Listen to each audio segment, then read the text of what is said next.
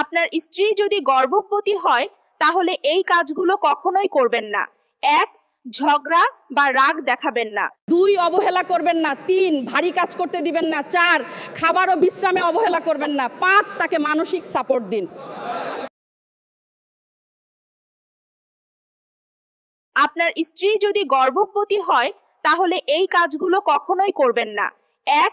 ঝগড়া বা রাগ দেখাবেন না। 2. অবহেলা করবেন না। 3. ভারী কাজ করতে দিবেন না। 4.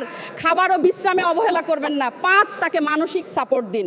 ঈদের দিনে এই 4টি ভুল করবেন না। রমজান মাসে ভরপুর ইবাদত করলেন, কিন্তু ঈদের দিনের ছোট ছোট কিছু ভুল আমাদের সব পরিশ্রম নষ্ট করে দিতে পারে। কিন্তু সেই ভুলগুলো কি তা বলার আগে আপনি যদি সওয়াবের নিয়তে ভিডিওটিতে লাইক দেন এবং কমেন্টে মাশাআল্লাহ লিখে যান, ইনশাআল্লাহ আপনিও সওয়াব পাবেন। প্রথম ভুল, তাকবীর ভুলে যাওয়া। রাসূলুল্লাহ সাল্লাল্লাহু আলাইহি ওয়াসাল্লাম ঈদের দিনে বেশি বেশি করে আল্লাহু আকবার পড়তে বলেছেন, কিন্তু আফসোস আজ অনেক মানুষ নতুন কাপড় আর আনন্দে ব্যস্ত হয়ে তাকবীর পড়তে ভুলে যায়। দ্বিতীয় ভুল, নামাজের আগে কিছু না খাওয়া। রাসূলুল্লাহ সাল্লাল্লাহু আলাইহি ওয়াসাল্লাম ঈদ উল ফিতরের দিন নামাজে যাওয়ার আগে খেজুর খেয়ে যেতেন, কিন্তু অনেক মানুষ এই সুন্দর সুন্নত ভুলে যায়। তৃতীয় ভুল, ভুলভাবে ঈদের শুভেচ্ছা দেওয়া। ইসলাম আমাদের ভালোবাসা শেখায়, কিন্তু গায়রে মাহরামের সাথে হাত মেলানো বা কোলাকুলি করা হারাম। আজকাল অনেকেই খুশির মুহূর্তে এই ভুলটাকে ছোট মনে করে। চতুর্থ এবং শেষ ভুল, গরিবদের ভুলে যাওয়া।